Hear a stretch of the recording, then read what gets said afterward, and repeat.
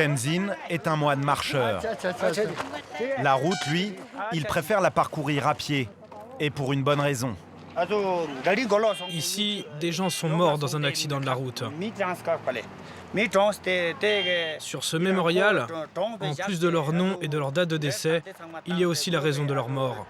Une route beaucoup trop étroite. Les routes sont trop dangereuses ici.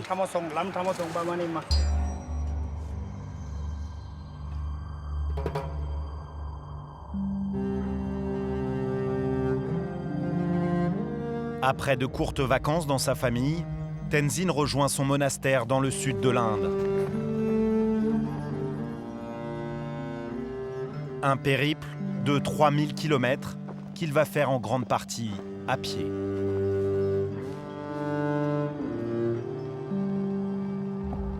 Vous voyez ces petits cailloux? Si je glisse dessus, je tombe. Et en hiver, quand il y a de la neige et de la glace, c'est encore plus dangereux. Pour les bouddhistes comme Tenzin, la mort importe peu. Ils croient en la réincarnation. Seule une mort violente leur fait peur, car elle annonce que leur nouvelle vie sera une vie de douleur. Chaque personne est dépendante de ses vies antérieures.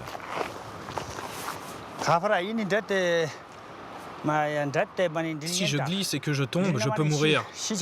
C'est très dangereux.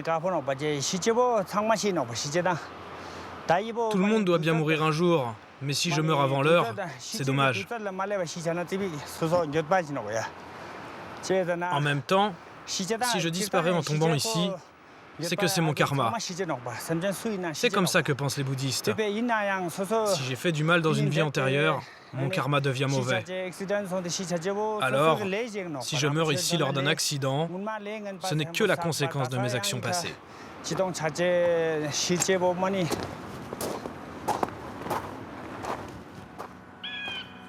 Les villages sont rares au Ladakh. Il y en a seulement 300 éparpillés sur un immense territoire.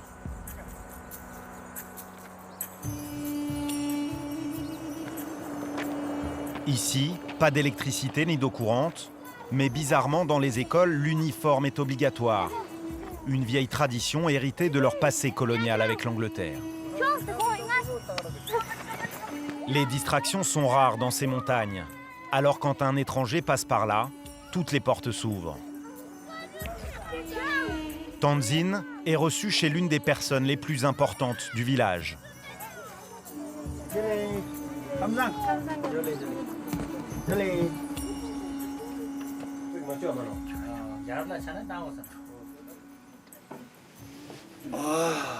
Pour honorer son hôte, la maîtresse de maison lui sert un thé au beurre de yak.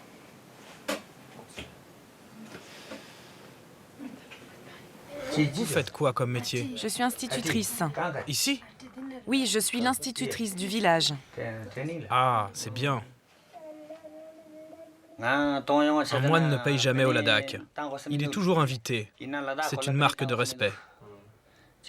Ailleurs, dans les autres pays, je ne sais pas comment ça se passe. Mais ici, c'est comme ça. Tenzin ne possède que très peu d'argent. Être invité chez l'habitant est son seul moyen de manger.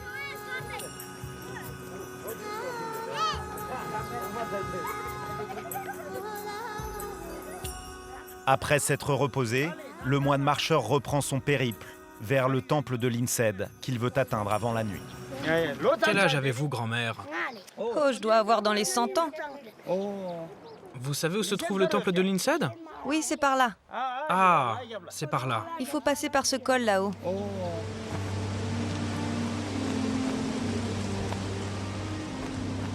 Après plusieurs heures de marche, Tenzin arrive enfin au sommet.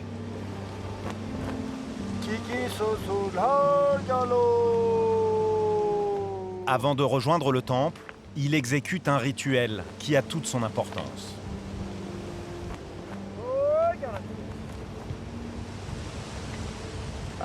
Ce tas de pierres s'appelle un lato.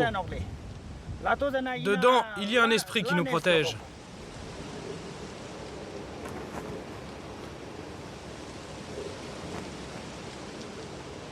Si les temples et les monastères sont perchés au sommet des montagnes, ce n'est pas pour éprouver la foi des fidèles. La raison est en fait beaucoup plus terre à terre. Le temple est loin du village, car le bruit nous empêche de nous concentrer pour prier. C'est écrit dans les textes sacrés. Le temple doit être à l'écart du village. Il faut monter doucement là-haut, ne pas aller trop vite, parce que la côte est très raide et qu'il est difficile de reprendre son souffle. Mais quand on arrive, on se sent vraiment bien. Le temple se trouve à 4700 mètres d'altitude. La porte est fermée avec un simple ruban, pourtant il contient des objets de grande valeur, souvent en or. Mais ici, personne ne se risquerait à les voler, car une mauvaise action dans cette vie déclencherait une vie de souffrance dans la prochaine. Tenzin va méditer ici pendant plusieurs jours avant de reprendre la route vers son monastère. Car il le sait, la suite du chemin ne sera pas de tout repos.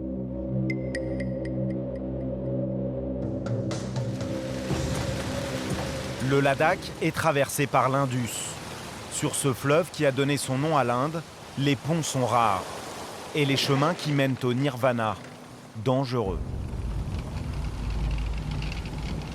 Dans cette petite nacelle, Tenzin, le moine marcheur, va devoir appliquer ce qu'il apprend depuis des années au monastère, savoir rester zen, quoi qu'il arrive.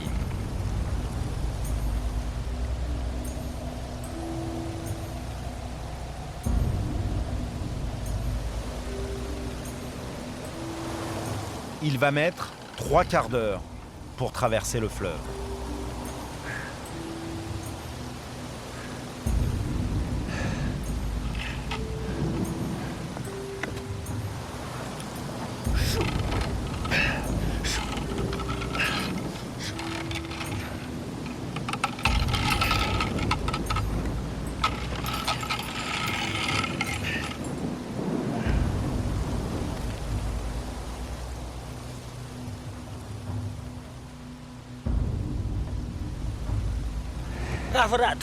C'est vraiment très dur de faire ça. Il y a une sacrée distance à parcourir. Et puis la corde n'est pas vraiment adaptée à ce genre de choses. Ah,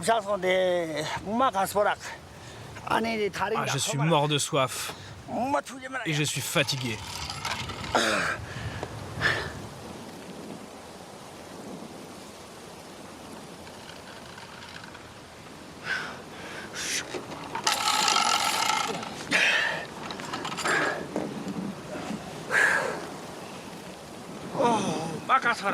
C'était vraiment dur.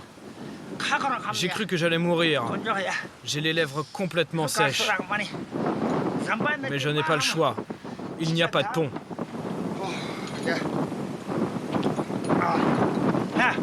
Et c'est pour tout le monde pareil.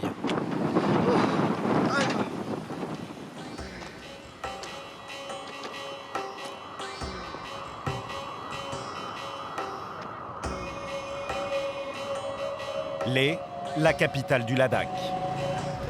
On y croise toutes les nationalités, toutes les religions et surtout beaucoup de bouddhistes. Chaque jour, ils font tourner dans le sens des aiguilles d'une montre ces nombreux rouleaux installés en ville. On appelle ça des moulins à prière. Selon la croyance, quand on les actionne, une prière se répand dans les airs. Tenzin ne prie pas pour le salut de son âme. Il prie pour l'humanité, pour essayer de rendre l'homme et le monde meilleur. Car chez les bouddhistes, Dieu n'existe pas. Le moine regrette la course à la modernisation, mais ne la rejette pas. Pour lui, ces nouvelles richesses font plus de mal que de bien. Il estime qu'une vie plus simple permettrait de sauver plus de vies. Une fois en allant à Manali, j'ai été témoin d'un accident de la route. Les passagers de la voiture étaient dans un état très grave, presque morts. Les gens croient qu'ils vont se faciliter la vie en achetant une voiture, mais pas du tout. Les voitures les tuent. Quand on achète quelque chose, c'est pour du bonheur, pas pour la mort.